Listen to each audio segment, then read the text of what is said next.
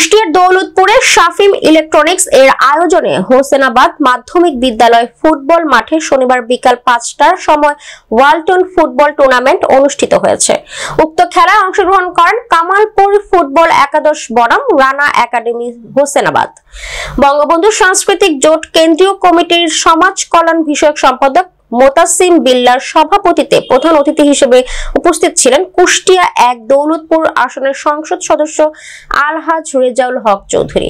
বিশেষ অতিথি হিসেবে উপস্থিত ছিলেন বাংলাদেশ ফুটবল ফেডারেশনের টেকনিক্যাল ডিপার্টমেন্টের অ্যাডমিনিস্ট্রেটর মাহবুব আলম পলো, শহীদ শেখ রাসেল স্মৃতি ফাউন্ডেশন কেন্দ্রীয় কমিটির সভাপতি প্রকৌশলী মোহাম্মদ মনিরুল ইসলাম, শাফিম ইলেকট্রনিক্স এর স্বত্বাধিকারী শামীম হোসেন।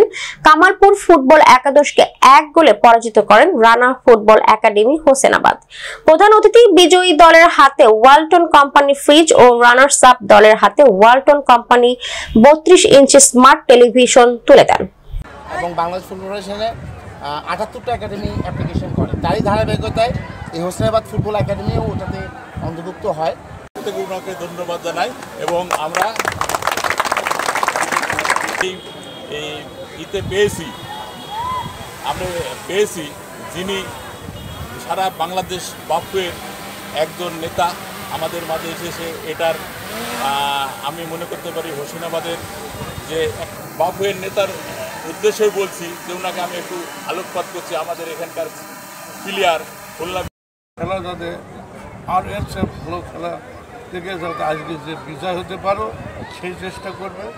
আজকে আমাদের মাঝে ফুটবল ফেডারেশন থেকে মাহবুব সাহেব তিনি আমাদের মাঝে উপস্থিত হয়েছেন, তার জন্য আমি আমাদের দলবাসীর পক্ষ থেকে তাকে আন্তরিক অভিনন্দন ধন্যবাদ জানাই।